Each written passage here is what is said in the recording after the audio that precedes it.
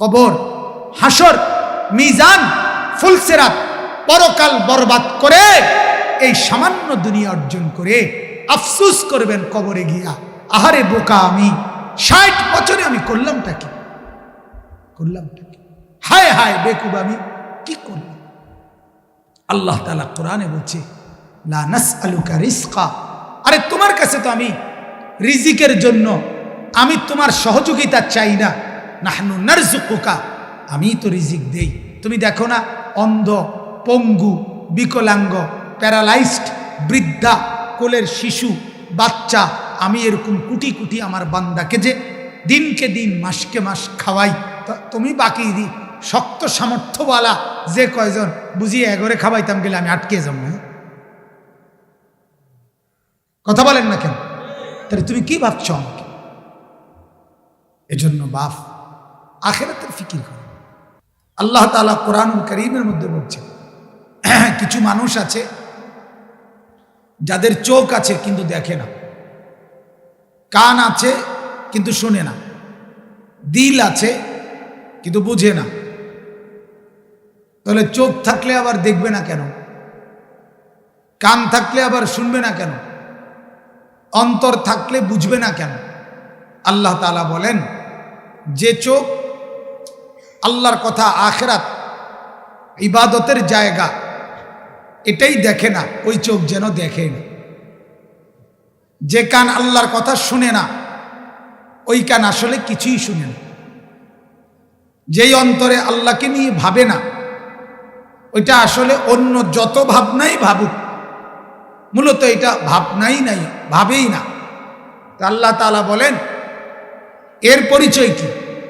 উলাইকা কাল আনআম, আল্লাহ তাআলা বলেন এটা মূলত মানুষ না, জানোয়ার। কি বলেন? সবাই বলেন কি? ঠিক না, মানে জানোয়ার, এটা কর,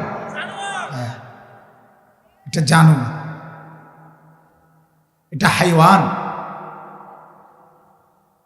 বাল হুম আদাল, আল্লাহ তাআলা বলে এটা শুধু জানোয়ার না, তার চাইতো নিকৃষ্ট, তার চাইতো নিচে, তার চাইতো অপদস্থ।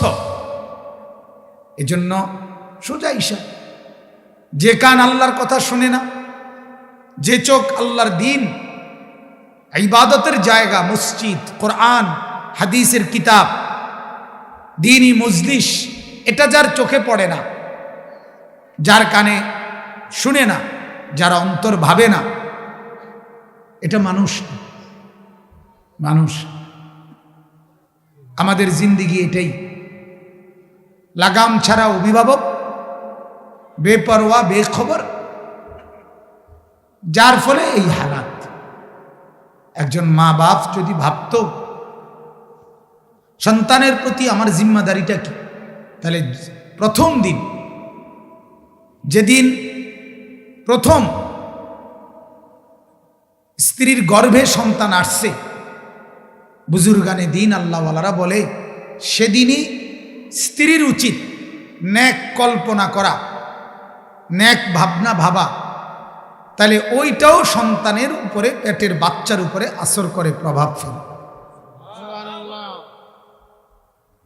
এমনকি বুজুর্গানে দিন এটা পর্যন্ত বলছে, যেই নারীর পেটে বাচ্চা, ওই নারী যেন আল্লাহ নবী সাল্লাল্লাহু আলাইহি সাল্লামের চেহারা, সৌন্দর্য, নবীজির গঠন, ওইটার কল্পনা করে, তাহলে আল্লাহ তাআলা সেই বরকত ওই বাচ্চার মধ্যে দান করে। এটা আল্লাহওয়ালাদের কথা, বুজুর্গদের কথা। এজন্য আজকে একটি বাচ্চা সন্তান, তার মায়ের পেট থেকেই ইসলাম দিক নির্দেশনা দিছে, কি করবেন, জন্মের সময় কি করবেন, 7 দিনের দিন কি করবেন, 2 বছরে যখন কথা বলবে তখন কি বলাইবেন, যখন 7 বছরের আগে কি করবেন, 10 বছরের ভিতরে কি করবেন, যখন প্রাপ্তবয়স্ক সাবালক হবে ছেলেটি মেয়েটি, তখন কি করবেন। ইসলাম এটা পাই পাই করে আল্লাহর কোরআন এবং রাসূলের সুন্নাত বলে দিছে, কিন্তু গাফেল মা বাপ এটা জানেই না। জানে জন্ম নিছে, কয়দিন দুধ খাবে, এরপরের কয়দিন ভাত বন, হ্যাঁ, তরি তরকারি, ফাঙ্গাস, তেলাফিয়া, ফুলকপি, ফাতাকপি, দুন্দুল, করলা, আলুর ভর্তা, ডাল, খালাস, এগুলো খাবে আর বড় হয়ে যাবে। আর কি কেন? আর জিম্মাদারি কি? না, এটা মূল জিম্মাদারি না।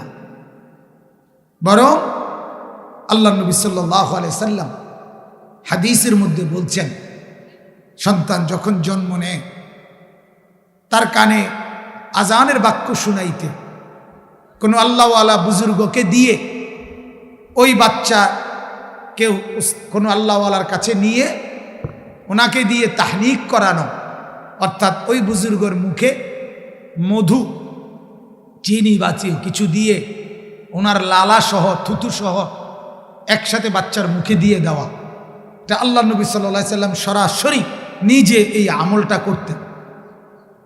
সাহাবীদের কোলের বাচ্চাকে তাহনিক করাইতেন।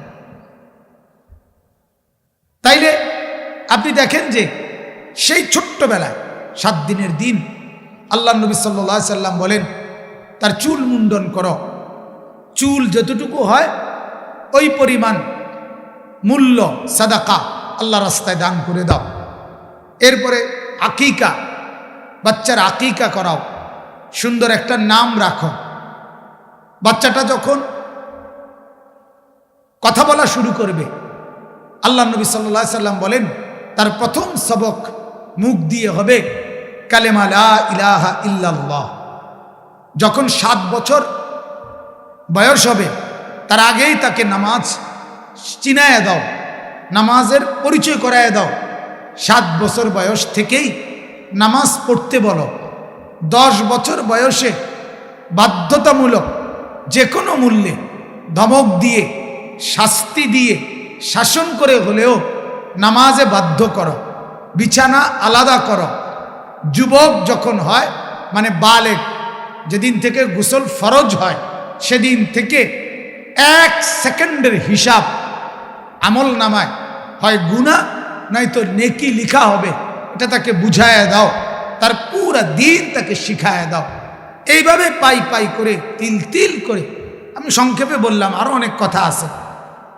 আল্লাহ তাআলা নির্দেশনা দিলেন, রাসূলুল্লাহ সাল্লাল্লাহু আলাইহি সাল্লাম নির্দেশনা দিলেন, কিন্তু মুসলমানের আফসোস, ওনাদের আব্বা মা অধিকাংশই জিজ্ঞাসাও করে না কোনো আলেমকে যে হুজুর আমার যে বাচ্চা হইল, এখন আমার করণীয় কি?